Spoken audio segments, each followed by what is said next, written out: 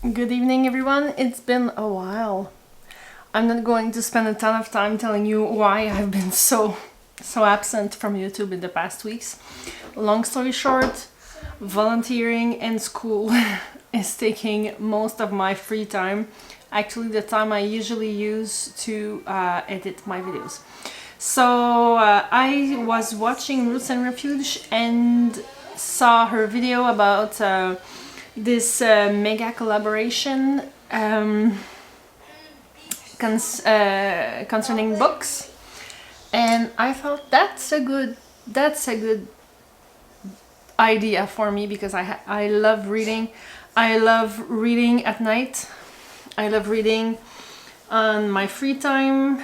I love reading. I love listening to audiobooks. So I wanted to not go too overboard with the books, but I just couldn't choose just a few of them. So I have a few physical books, but I'm also going to talk about some audiobooks, because if you're like me and you live in the country and spend a lot of time traveling and bringing kids everywhere every single day, you have a lot more time to listen to audiobooks than to read. So you might realize by my accent, if you don't know me, my name is Danielle. I'm a mom of 5.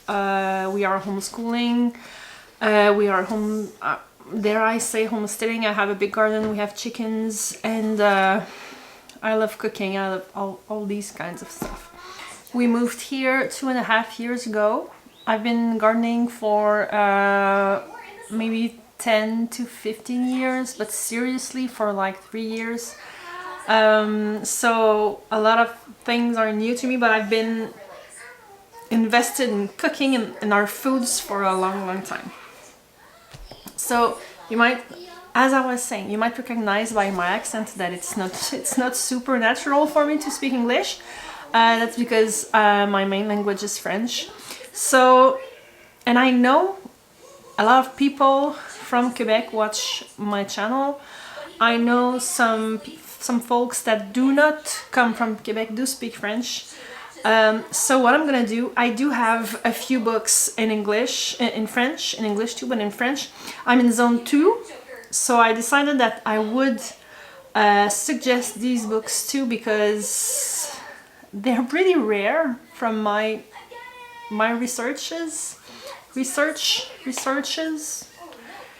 research.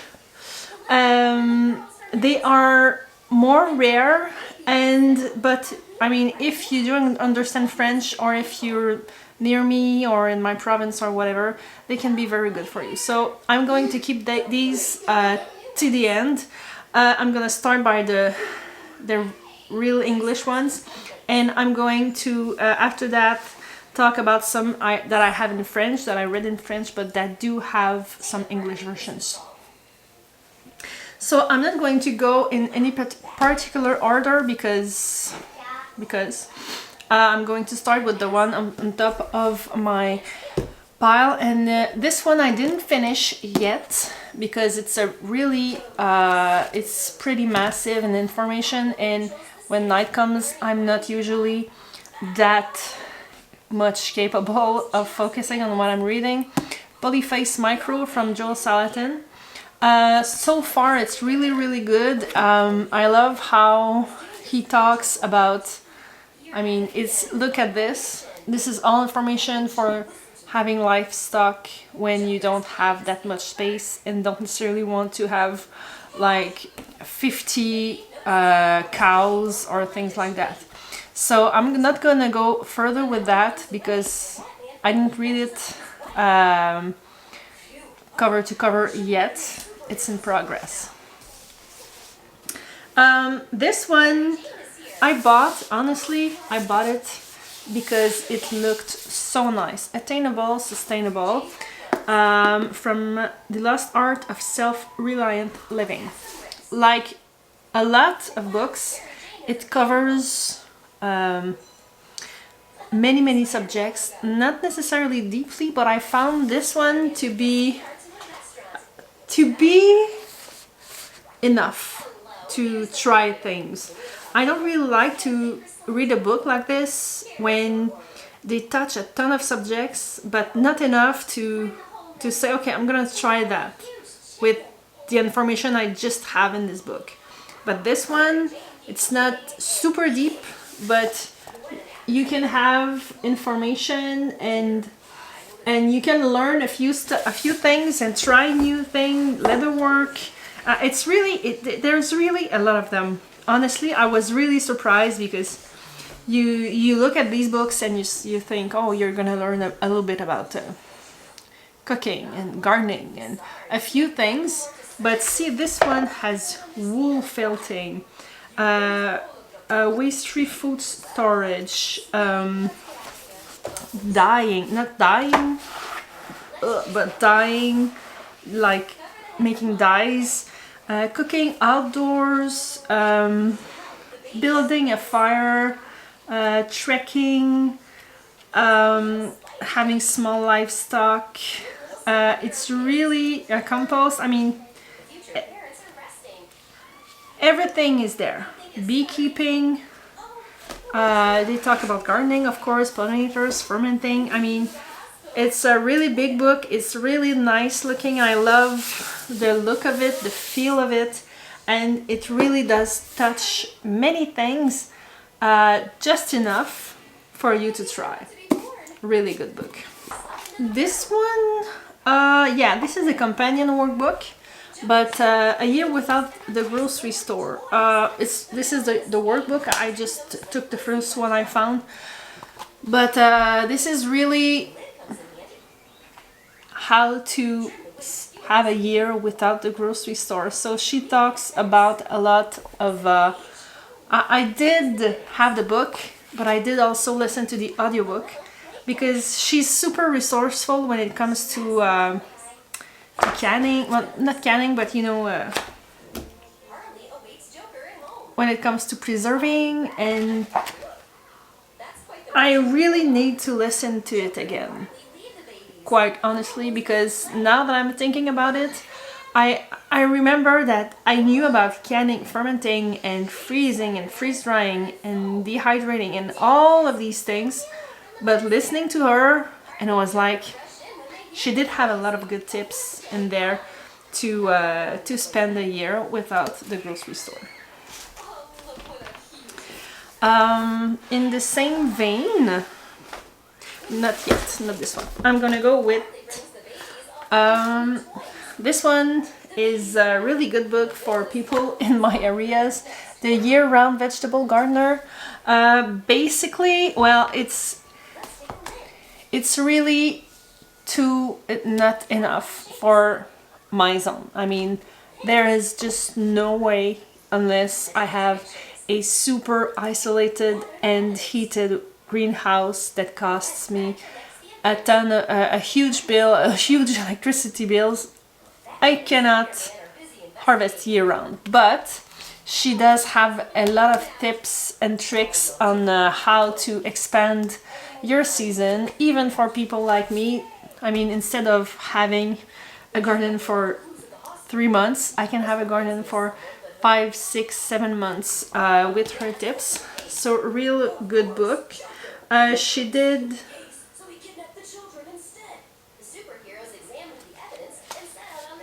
real good book with lots of images. Pretty interesting too. I'm just making a side note here that I did read most of the big YouTubers books, like Jess's books, of course. I'm the first one to buy them. Justin Rhodes, many of them, but I decided to not put them in here because if you're on YouTube, if you listen to Jess, you probably know about most of them, or a lot of people are going to talk about them, so I decided to skip these ones. Now, oh yeah, this one. These two, actually. I just said that, and my next book is from David the Good. I did buy, I think, or 4 of his books, and this one is Compost Everything. I just didn't read the other ones yet. Compost Everything, basically this book just tells you that you can compost everything, but it's really nice to read because it's not your standard composting methods, and he suggests a few methods and how you can literally compost everything. Good book, and it reads really well too. Now this next book is the only book I found on the subject before founding another one I'm gonna show you later, and it's James Prigioni that talked about it like years ago on his channel, and I really struggled to find it. And it's Growing Fruit in Northern Gardens, and I'm always skeptical when people talk about north or cold gardening or short seasons or cold winters, because nobody has colder winters and shorter seasons than we do here. The only people that I see that have the same climate as I have are in the same climate as I am. Usually people from Saskatchewan, even people in Alaska have a better climate than us most of the time. So when I saw this book, I decided to order it, but I was pretty skeptical about is it going to be enough for me? And it was. They do talk a lot about varieties and growing fruits in zone 2, even sometimes in zone 1. I guess that exists. Once I saw someone on Facebook in a gardening group mentioning he was in zone 1. That's the only time. But yeah, pretty good book. A lot. It is packed with informations and pictures and beautiful pictures and useful information. And it literally took me, I think, over a year to read it, because I did start it in spring a certain year, I think in like 2020, and continued the next spring, and but it's a really good book to even go back and check out information that you need. I was about to switch to cooking books, but before that I'm going to go on my Audible and talk about books on there, but I'm not going to keep it on homesteading books, because a few of them I think can be used by people like me who you'll see. Because I'm saying that because the first one I'm seeing is How to Keep House While Drowning by Casey Davis. If you don't follow her on Facebook or Instagram, she is really good. And this book has been written for people like postpartum or that are struggling with keeping a house. And I decided to listen to it because I don't have that big of a problem, but I do struggle in juggling and keeping the house and the garden and food and the kids and my free time and training and my school and all of that. So How to Keep House While Drowning really opened my eyes on new ways to do stuff and prioritize a lot when it comes to homemaking. I'm going to talked about it a few times, and this is why I listened to it. Animal Vegetable Miracle by Barbara Kingsolver. It is a gem of a book. I'm not sure how I would like to read it, but having this book read by the authors is really... It is so inspiring. If you didn't read it or listen to it, go ahead on Audible and listen to this masterpiece of a book. It's really a book that you want to listen once in a while. I have so many books that I could talk about, but they're not really necessarily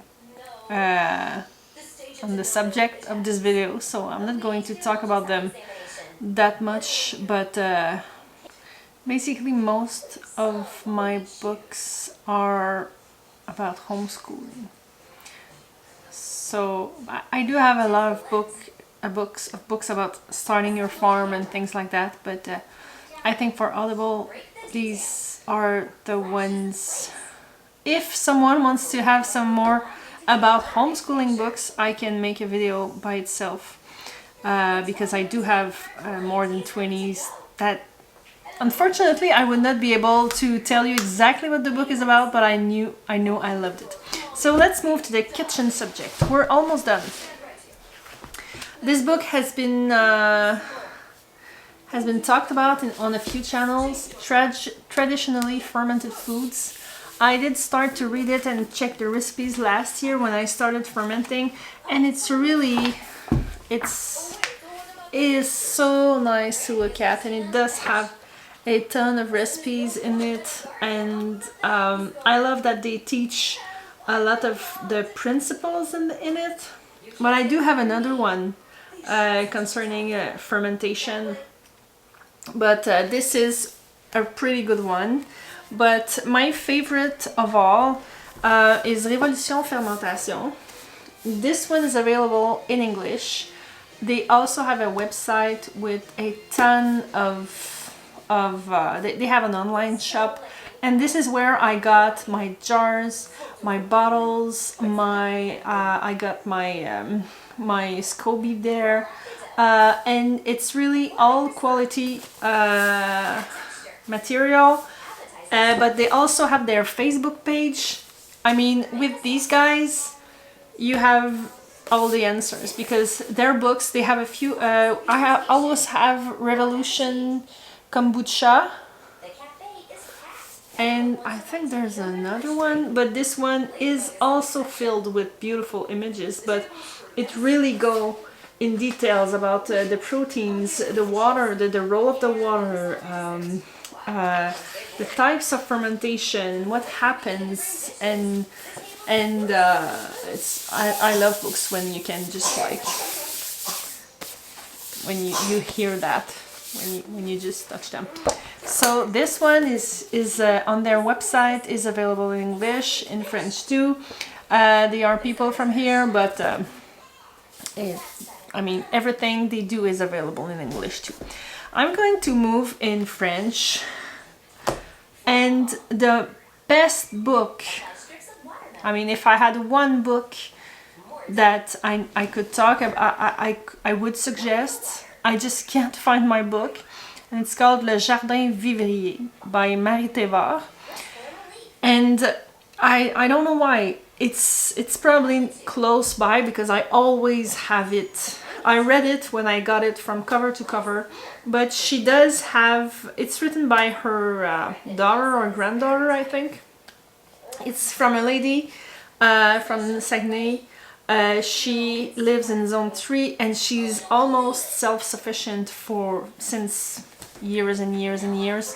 And she feeds 5 people, 5 adults. She lives on a mountain, and she has this huge garden, and is vegetarian, and she does eat chicken when she's really done, and her eggs, but she does cultivate most of her food, along with doing no-till gardening since like forever, like I said. And what I love from her book, she's in Zone 3, did I say it? She's in Zone 3, but what I love is maybe that the third of the book is really explaining no-till and a lot of her mindset, but the rest of the book is classified by month. So each month you have a chapter, and you can find what she does in January. Like in January she starts, I don't know, planning her garden, or this is where she does like all of her sewing and things like that. In February, and in details, it's pretty big. There's a lot of information in each month, so I like to go every single month to check what Marité does, because it really gives me an idea of what I'm supposed to do. Oh yeah, now I'm supposed to, I don't know, harvest my potatoes, or maybe I should, I don't know, preserve XYZ or take time off or whatever. I don't necessarily do everything she does, but she's a really good role model to follow. I just don't have her book. I'm going to put a picture of it. Unfortunately, it's not available at all in English from what I found. I checked, but couldn't find it. And the two next books I have for you are not available in English either, but I wanted to present them to you. This one, Arbre et Arbuste Fruitier pour le Québec. I just bought it, and it's the second book I found concerning the growing fruits in northern areas, and it seems really packed with information. I just started it. I'm about a quarter in. You can see I'm reading multiple books at a time, and I wonder why it's long before I finish a book. But these are, I don't want to be mistaken. I think they are people that have pépinière ancestrale. There's three major tree nurseries that ship over the province, and I don't want to mistake them, but I think it's pépinière ancestrale. They have so much great trees, but they also published this book, which is really packed with information, and I am sure this is the kind of book I'm going to go back again and again and again every single year. And the last one, it's really for a specific, really tiny kind of people, not kind of people, but portion of people that are watching, because this is, it's written by Camille Béchard-Plourde, which is the granddaughter of Madeleine. And it's called Un legs plus grand que nature, which means a legacy bigger than nature. And this book is so specific that you need to actually reach Camille on Facebook to order the book. And it's pretty much the same principle as Jardin Vivrier, but this lady is doing what she does like in zone 2 like I am. She's really close from here. And she does have recipes, and everything she does season and month by month.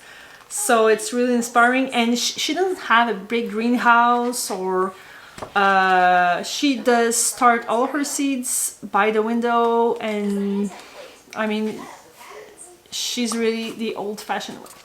So if you want to know how to get this book, write to me, because you can't buy this in a shop. So that's it for my books. It's enough for my battery too. So I hope you enjoyed these books. If you have any questions, if you have any, I mean, I'm looking for books all the time. So if you have any to suggest me, of course I'm going to look at all the other videos. But I'm really glad to share when it comes to books. I mean, I just love books. So thanks for hanging out with me, and see you next time. Bye.